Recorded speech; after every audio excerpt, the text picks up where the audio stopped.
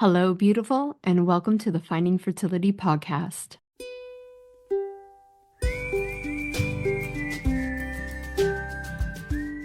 I'm Monica, your mentor in uncovering the hidden layers of your fertility journey. Together, we'll discover the right path for you within the 6 essential steps to creating the family of your dreams. We'll ditch the overwhelm, tune into your intuition, and build a vibrant foundation for your fertility. Whether it's through gut health, subconscious healing, or energetic alignment, you can unlock your body's natural power to get and stay pregnant. Your fertility journey is all about radical responsibility and deeply believing that your body is on your side. It's time to stay consistent, embrace trust, surrender, and create the transformation you deserve. Finding Fertility does not diagnose, prescribe, or treat any fertility issues. What we do is empower you to take control of your health by uncovering the root causes holding you back. Let's do this together. Happy Friday, y'all. Welcome back to another episode of Finding Fertility. I'm your host, Monica Cox, and I am so honored you are here becoming the conscious mama you were born to be. Today, we have the second half of my interview with my mentor, Talie Miller. We cut it off at such an amazing point in the conversation that I think is very, very overmissed. And even I didn't realize this until the last probably year, maybe 2 years of my own journey of motherhood, of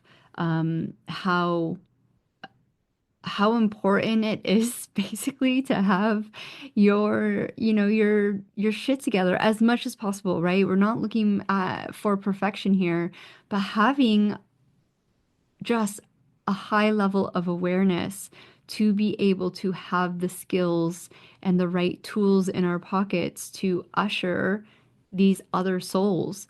I'm going to actually link down in the show notes if you've missed it. There's probably like 4 to 5 podcast episodes that I did with Abigail White talking about quote unquote spirit babies and how they're actually not babies. They are other souls, highly intelligent. They obviously just come down veiled, maybe some like not very veiled, which I believe a lot more are coming that way. And we're here to share our wisdom and our guidance with them. And if we don't even know our own wisdom and we don't aren't even in tune with our own inner guidance, like it's gonna be a struggle. And we're once again just going to pass down that generational quote unquote trauma or BS or luggage that we carry around until it just is so heavy and we're so sick of it. So the more you unpack now, the better off you are going to be for your future children and for yourself. This is like put your oxygen mask on first so you can then therefore support everyone else around you with pure service, pure love, and pure joy and not be exhausted.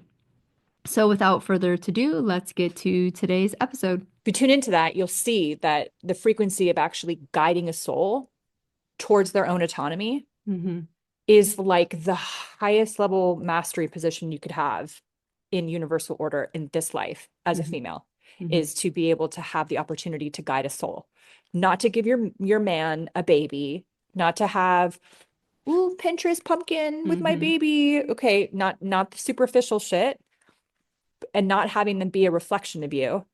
You have to have zero ego, and you also can't sacrifice yourself. Yeah. So Which this is all where of those things, those they are all do all that. wrapped up in a nice little society box, and that's what we're presented that Yeah. motherhood is all about. And I mean, hopefully, Martyrdom, yep. self-sacrifice. You have to give everything up for your children. You Yep. have to give everything up for this. Oh, this is probably one of the things that I get dragged for the most. So I give this example of like, so there's plane is crashing. Okay. You, your child, your husband are all in it.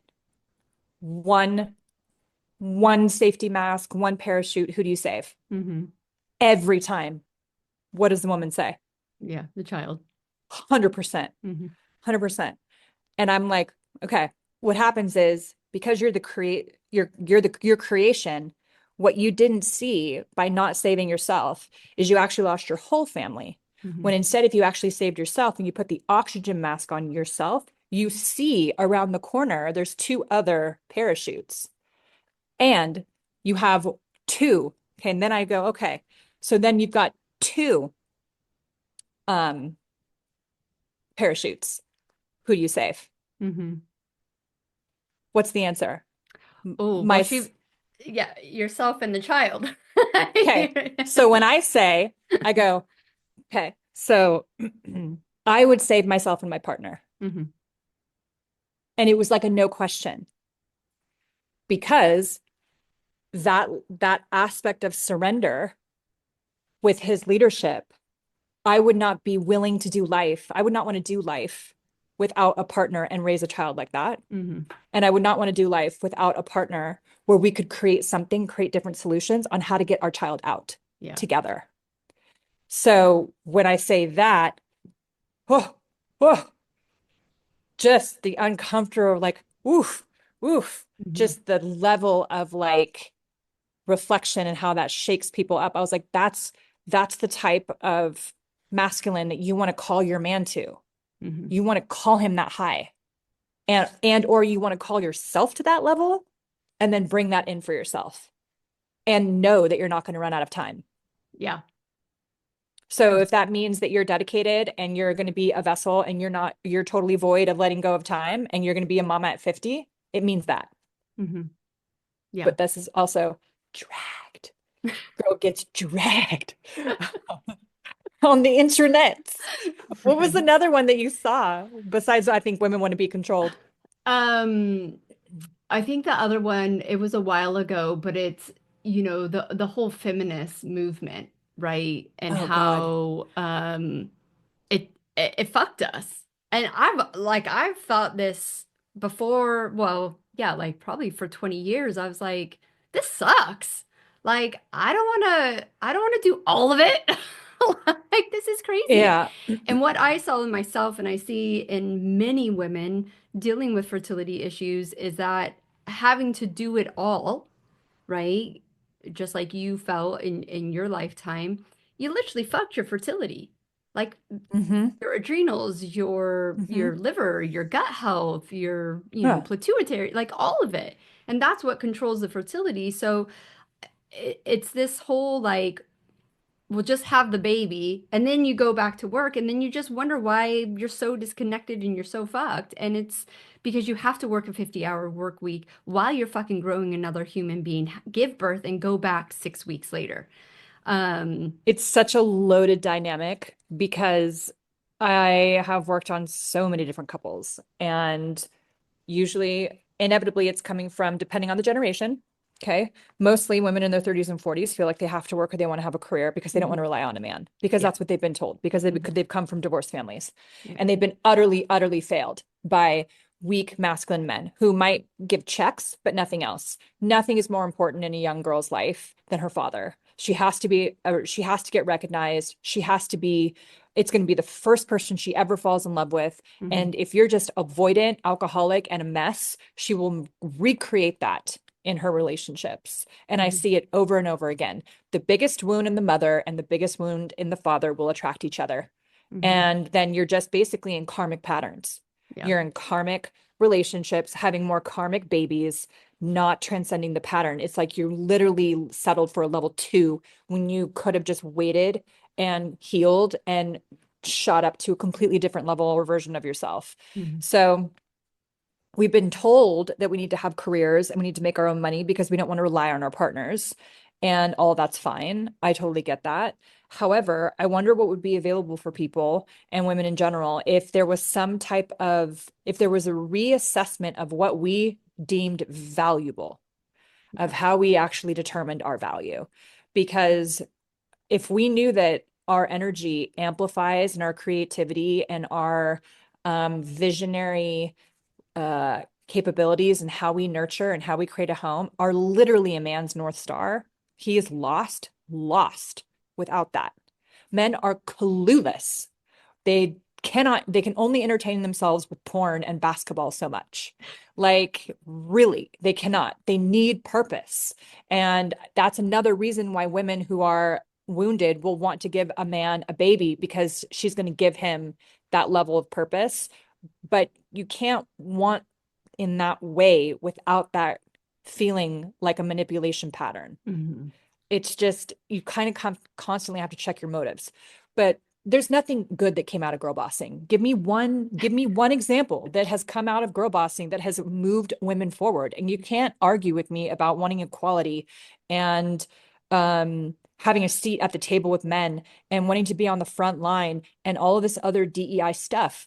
It just it's not moving women forward. And let me tell you something else that's happening too. If you have women being like, oh, again, and all the autonomy over women's bodies and all this stuff, which is like a whole other conversation. I was like, men don't have any autonomy over their bodies when they're drafted. I was like, let's just come on. They don't have a choice. They have to go because it's duty, it's honor. If there's a burning building, a man knows how to fucking do that. He's going to go in there. So if you've got women on the front line, innately, instinctually, a man is going to get confused about what to save first. A friend, do the right thing, kill that, or like protect the female soldiers. It's actually going to confuse a man's biological instincts when you start having this level of mixed integration under the guise of what? A woman proving that she can do it like a man too. Mm-hmm. And I go, really? Is OnlyFans doing that for us? Because nothing is sticking it to the man by being, a sex worker. Love that for our collective arc as women. Really love that. Like, sex work is empowering. No, Yeah. it's not. It's not. And I can tell you my history and like having SA in every decade and the women that I've worked with and my time in recovery, it is absolutely never going to lead you down a path of like high levels of esteem and worthiness and partnerability. Mm-hmm. It's going to be a long, lonely road of you having all this money in the bank and no self-worth. Yeah. Self-worth at an all-time low. I'm like, cool. So you've sacrificed your energy, you made your 7 figures, and now you're just gonna your flex is the apartment that you just bought in Mumbai. Mm-hmm. You're gonna give that a shot. Or the flex is like, I now live overseas and I'm starting this new company and I'm gonna venture capital that. I'm gonna buy all these multiple businesses. And I go, yeah. And meanwhile, if you look at your Instagram account, all you follow is mothers. Mm-hmm. Mm-hmm. Mothers, homesteaders, relationship advice, thinking that you want to be a power couple. This is a whole other lie. And I don't think any of that is bad. I'm just saying that in the work that I do, I don't think ultimately that's what we really want. I Yeah. think we want softer lives. And I think we want to come back to a state of balance because we're wildly out of it. We've sacrificed our feminine energy and now we're miserable pretty much most of the Yeah. time. And I think too, like women who want to be moms and want to have the careers, I just cannot articulate to them that you can't have it both. Like you are gonna wildly sacrifice one or the other, and it's not a judgment, like whatever. I'm Mm-hmm. not judging anyone. But now being, my kids are 7 and 9 now, like I've had to take a radical step back from this girl bossing, from this like archetype that I thought, I watched my mom hustle, Yeah. that I have to do that. Even though I have a man that can take care of me, I was still in this like crazy, like, well, if I'm not making money, and then I'm sitting there going like, what is the money? What more money? What? Like I'm sacrificing my motherhood, something I worked so hard to get. Yeah. And my heart aches for these women who do finally get pregnant and they're like, oh, I'm going back to work in 6 weeks. I'm like devastated. But most of them are the breadwinners. They are the Yeah, that's what I one. was going to say. I was like, because we have the reincarnation cycle, they can't afford now Hmm. to take time off because they're out earning their partners Yeah. because we've emasculated men so much to the point where they are inferior in every way. How convenient for us to be more in control of everything in our lives, Hmm. right? To the fact that we out earn our partners. And that was my archetype, by the way. My mother, my sister, both out earn their partners. And I grew up with that. Yeah. I grew up with basically finding men that were under me, so I felt safer in Hmm. some way. And men will measure their power to the level of what they make. and how much their esteem is and their drive. And they are hormonally hardwired to cycle their hormones and dump them every 12 hours. They are hardwired to drive and work on 17-hour days. They're hardwired for that. Women are not. Yeah. We're not hardwired for that. And our hormones are a mess. Just look at hormone, therapy having all of a sudden a resurgence in the medical zeitgeist because women are coming off of the depression in the 50s. We realized we were medicated for the wrong reason, and that we just basically had ovaries that were retiring and our hormones went crazy, and we needed to change our diet. So that whole wave is happening now. Oh, you're not crazy. Yeah, you had your career, but it's really just hormones. So get on these, either shoot pellets in your ass or eat 150 grams of protein a day, and you'll be fine. And by the way, you're going to stay a size 6, keep the house in order, out earn your partner, have your babies witnessing you, not being available for them. And then the cycle continues. Yeah. And you've missed it all. You've missed all the good years. So my response is usually to this, like, there are decisions to make to downsize when you are a priority, when you're aligned with your priority. I wonder what would happen if you actually empowered your partner to step up in a different way and you guys downsize a bit in order for you to be more emotionally available and there for the child. Because if you look at statistically, the jobs that women have in the United States, what are they?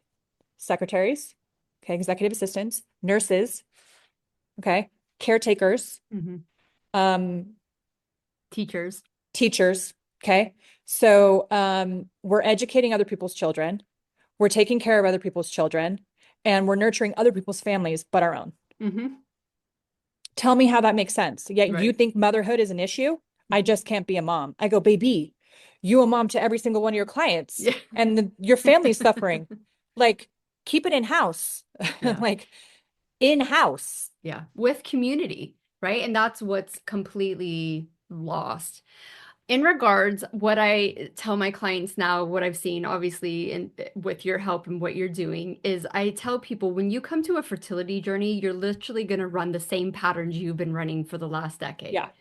So if you can identify those patterns now, they're not going to switch off when you become a mom. You are going to run the same shit. Yep. And do you believe, or have you seen that this is my personal experience, your children, especially the ones who get more of your genetics, are there to trigger the shit out of you, to kind of see like, hey, these are the same patterns, or these are the emotions. Like, for example, I started understanding that there was something inside of me that wasn't right. I had the dream, right? And my kid was like crying over like a red popsicle. He didn't get a blue one. And I could have punched him in the face. Consciousness enough to know this feeling wasn't right. And then I started unpacking it. Yeah. But with your pattern recognition and what you do, you know, where do you think most people start to recognize their patterns? Catalyzing moments. Okay. When they're in enough pain. And I have a lot of people come to me when they're having a tough time with their kids, or their kids have issues. So this is a really good example. So we repeat what we don't repair. Classic depth psychology line, right? If you're taking the same principle, if you're the latest rendition of your family lineage, and you understand that transgenerational epigenetic inheritance is a thing, and that's a hard science fact, that at least 14, 15 generations are passed down through your DNA, that you could be running PTSD from 5 generations ago. Like, that's hard science fact, right? So where's the logic that your kids aren't the latest rendition of that? So whatever you don't repair, they're going to have to pick up the slack for that. And that's why kids are fucking amazing. That's why I'm like, man, you're going to get the depth and the expansion through how big your container is for receiving and how much you can like really, really learn and interact with, and how present you can be with your kids. Children need presence. They don't need stuff. And the more we can tune into that, the better off. So people will get into enough pain when they are physically ill, right? Something terrible befalls them. They're willing to start looking at stuff in a different way when they run into a catalyzing event. Someone dies in the family, there's a divorce, a sudden death, right? Either a family member, something happens to them, something happens to their immediate family, a partner or a child, or they have ongoing issues with the child. Kids who are being born with slight autism or unprocessed gifting or all these different heavy metal detoxes and or toxicities and food allergies and all of these other things, learning disabilities, dyslexia. I mean, it can go on and on and on, right? Like we wake up when our kids are starting to feel the effect of shit. And then when we run into dead ends with the Western medical of it all, and then we start seeking alternative therapies like my sister did with my nephew. And that's what led her to get her PhD from Quantum University in Hawaii in integrative health. And yeah, when we're in enough pain, we're willing to change. The problem is, I think most people are trepidatious about where to go to change. They kind of know that the talk therapy thing is going to be a long road. They're desperate to have immediacy. And if I can get people into understanding the mechanics and ground the spirituality and ground the science and support the science to keep the grounded spirituality grounded, then we can make big change because they're going to reflect your shit back to you. So are pets. Like you will literally attract the patterns that you're running to help amplify you, confirm the patterns that you're running now, and help you change. And children are the best at that. I see so many power dynamics with children and parents, which is just insane to me. You're burnt out and you're frustrated. You don't have patience because your nervous system is dysregulated. Your nervous system is dysregulated because you've been blown out and running the electrical charges on overdrive. Right? It's like having an all electric house and you're constantly having to plug everything in at 1% just to keep going. And now imagine having a baby with that. That baby is imprinting it on all of that. These little beings are fucking scanning you and they know the blueprint.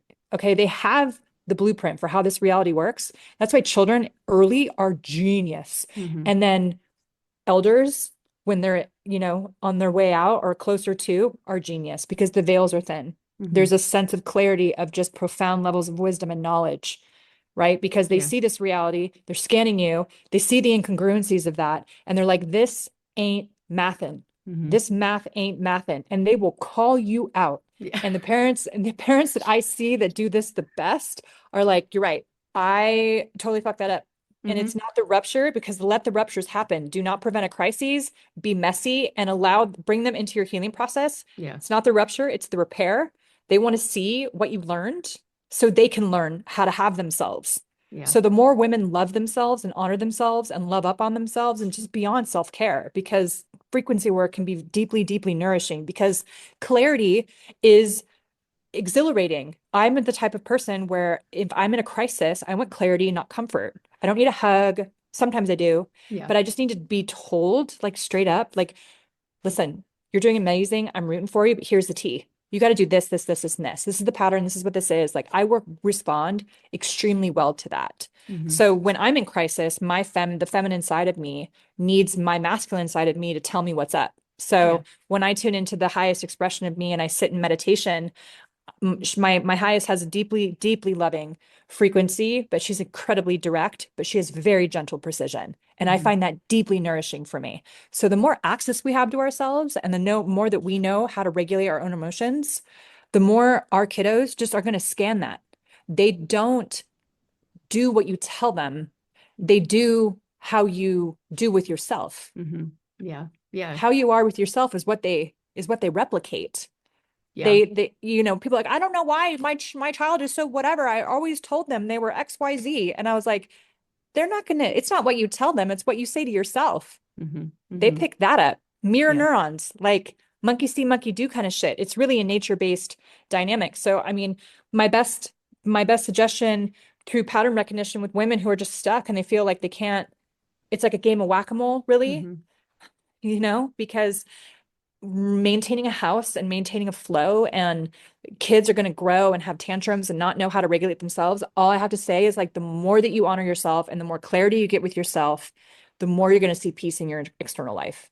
And that ripples into all generations, family, all of it. A man will rest when he knows his woman is at peace. He will just blossom. And a lot of that has to do with learning how to self-source and not outsource. Not eat shit, Okay. We can't martyr and self-sacrifice anymore. We cannot do that. We have to have boundaries. We have to speak up. We have to call ourselves higher, and we have to collectively heal, especially as women. And as we start to do that, which is happening, we're going to blow ourselves out for a little while longer. And then we're going to start to even out. And then right. And men are going to start rising up, and it's going to be great. And women just need to chill. If we can chill and stop controlling and work on our nervous systems and not drop our ears, okay, and allow ourselves to be provided for and taken care of, and move into that vulnerability and feel more comfortable there's a lot available for us. We do not have to work as hard. Believe me, like, as much as I love what I'm doing and I'm deeply, deeply fulfilled in the work that I'm doing and being able to be a reflection for other people, like, partnership and family is a North Star. Like, don't kid yourself. Like, mama needs to get wifed. Like, you know, like, I am here to show you, like, show everybody. I was like, look where I came from and look what is possible. Like, let me be the archetype. Come with me on this journey and let me tell you that it is possible. You are possible and you are worth it. And we can have it all without sacrificing our bodies and ourself and our emotional energy anymore. We can't do that. And I mean, if I've like checked any of those boxes off in my life, I was like, fuck it, I won. I did it. I experienced that. Check, ding. Feeling safe in my body with a man. Check, right? Like, feeling safe in my body, deeply present with my children. Check, right? Like, experiencing the identity of motherhood and being like, wow, this is crazy. Like, talk about levels of dimension. Like, check. Those things are wins. And I think the more we can lean into these moments of just mundane simplicity, like, over and over and over again, you just start to expand that presence. And you just don't care about stuff. Like, things just take a totally different meaning. It's Go ahead. Go ahead. No, go ahead. I was just gonna say, I'm convinced now, like, everything that I've read, everything that I've done, it's the Yeah. mundaneness. Like, that's where the magic is. It's the radical responsibility. How are you truly feeling while you're washing the dishes? How are you truly feeling at Yeah. work? If you're not in alignment with it, then fucking change it. Start taking that, you say it too, that contrary action. Contrary action. Yeah, I can't even say the It's word. important. It's important because we can do all the clearing, right? I say this all the time. And you've heard this, right? Like, okay, we've cleared all the set. We've cleared this at frequency level, and how people are doing their clearings and how people are creating the change and the shifts and whatever is totally unique to everybody else. But once that ripples into present time, right? It ripples through into the physical body. You have to confirm delete it. Yeah. And the confirm delete looks like contrary action. So if we're working on a self-belief system, okay, through subconscious programs around lack, unworthiness, not feeling good enough, whatever else, settling for less, atrophied self-belief on the paternal line, and it's multiple generations back through, war sacrifices, et cetera, et cetera, et cetera. There's all these different mechanisms to track the origin of where these patterns started and how they're affecting you in your life, how it's creating a functional freeze, how you constantly self-sabotage, how you have these bursts of, like, constantly feeling really amplified and motivated, and then boom, flatlining and just scrolling because you just can't, you can't show up, you can't do it today, or like just putting your kid in front of something to just deal with it. Like, deal with yourself, kid. Like, go in front of the screen right now so I can just have a second because I'm about ready to lose my mind. So, like, all of those moments when you can check yourself and you can fit, and we're working on, let's say, your relationship with yourself in those high triggering moments, that's a time for you to catch it. That's your opportunity. These are your windows. Okay. Those like, you're moving through time and there's these little windows where you can literally jump off the moving train and you're like, wait a minute. Okay. What just happened? Yeah. How did that just happen? Which is like why I try to help people, like, stop, drop, and roll kind of thing. Like, when you catch yourself, catch it as quickly as you can, no matter where you are, and then immediately get into the investigation Yeah. and the identification process, the pattern recognition, identification process, track it in the body, be with it, and then opposite.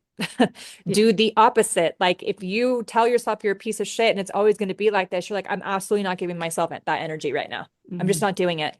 And, like, where is this in the body? How can I take contrary action here? What am I doing? And a lot of it can just be screen change. Like, all right, let's go outside, bud. We're going to go outside. We're going to go for a little bit of a walk. We're going to do something. And you got to change the scene. And I call it a screen change because we're in a loop. at that point. The brain is physically in a loop. It's like Netflix is trying to render a new image and it physically can't. It's stuck at 86. It's freaking out. And you're like, boop, turn it off. Okay. Like turn it off, walk out, reset, come back in, boom, Netflix is at 100. And then all of a sudden your energy, these are the mundane moments that most people just want to be like, fuck right off. They want to fuck them right off. And so do you think that that's why people who even do your frequency work, right? Like working with you, if they're not doing the work outside of, the time together, they're not going to see the results of what you can, help support them get through. 100%. I mean, I can tell you right now, there are people that come to me who use me as a crisis manager. Talie, I have a really big business meeting coming in and I really want to work on energies of abundance. Like right now, I want to be able to get this job, support my family. I want to get this promotion. And I was like, oh, I love that for me. I wish I could wave my magic wand and just give you everything that you wanted. Right. I was like, I'm not your crisis manager, bro, but I can tell you, I can work on the fear patterns as to why you think you're not going to be able to get this position, because that's why you called me, right? You're just double checking and ensuring and getting more insurance of putting you in the highest position. Like I can put you in the highest timeline and the highest possibility. I say that in timeline, meaning the highest possibility probability factor for you. I can connect you with the possibility of you that you're questioning. I can reconnect you in that moment. But if you're not actually doing the work to back that belief system up, it's not going to go anywhere. Yeah. It's, I wish I was a crock pot and you could set it and forget it. I mean, eventually there is an intention though. People who have that type of mentality typically don't stick around because all of a sudden sessions aren't going to be available, because I set very clear parameters with this work in general that I'm not a crutch. And I will lovingly set a boundary and tell people that they need to sit with themselves and go to themselves and go to source over me. I'm a guide. And then eventually you're on your own. And I think that's the healthiest way, because otherwise it just turns into another cult-like guru abuse pattern. And if I'm constantly clearing the same stuff and you're not getting any of the knowledge, then I'm enabling. And it's learned helplessness doesn't help anybody. But yeah, you've got to do the work on your own. And most people, I would say like 98% of the people who work with me are very, very accountable, over responsible people. I mean, they're just like A-type plus, students du jour, like Talie, I just learned this. I learned this. I listened to every episode, every podcast. I took notes. All right. You're calling me out. And I'm just like, I am so unbelievably still humbled that I was like, wow, people listen to the podcast. Like, you know what I mean? To the 5 people who always like my post, thank you. Right. You know what I mean? Like that kind of thing. And I was like, I must be doing something right if TikTok banned me. So yeah. Well, I mean, that's for all better. 100%. It's crazy. But yeah, for the most part, I'm not interested in being anybody's category, anybody's learned helplessness guru. So, and then I just kind of check it, because there's a handful of people who will message me literally on every single platform, the same question over and over and over again. And I'm just like, okay, boundary. Right. Yeah. Right. But yeah, you got to do the work, right? You got to carry your own water. Absolutely. Thank you so much for your time. I know that you are a busy woman. Please tell our listeners about your book and where they can find you. Yes. So I have a book. It's called Is This All There Is? It is on Amazon. It is on my website as well. You can find me on Substack actively, and Instagram at the moment actively right now. I am also on Telegram. I have a Telegram channel. I just don't know how long. But the best way is to go to taliemiller.com, please, and follow me and connect with me on social media. Again, Instagram and Substack, both at Talie Miller and Super Freaky. And then I also have a YouTube channel that I'm probably going to work more actively on. And I have a podcast called Super Freak that's streaming on all platforms also. Yeah, cool. Well, those links will be down in the show notes. Amazing. Thank you, darling. Thank you so much. Yeah, my pleasure. All right. Have a great day. Awesome. Take care. Bye. Cheers. Bye. Thank you once again for tuning in and becoming the conscious mama you were born to be. Remember, I wasn't some magical unicorn who stumbled into fertility success. I stayed consistent, I put in the work, and I made it happen. And guess what? You can too. By discovering the right path for you In the 6 essential steps, including diet, rest and recovery, energetics, awareness, mindset, and surrender, you can create the family of your dreams. I know you've already downloaded the amazing free guide, but if you're ready to really truly step into real action, make sure you either grab the 6 steps to boost your embryos or look into Fertile Body for physical support, Fertile Mind for mindset and energetics. And if you want it all, that's where Dreams, the online course, comes in. Make sure for personal guidance, you can join a community session or book a one-to-one private call. And remember this, transformation happens when you stay committed to yourself. Trust your body, follow your intuition, make it possible. Oh, and if you're still here and you love this podcast, please take some time to leave us a review. It's like literally the only way other people can find this podcast. So help a sister out.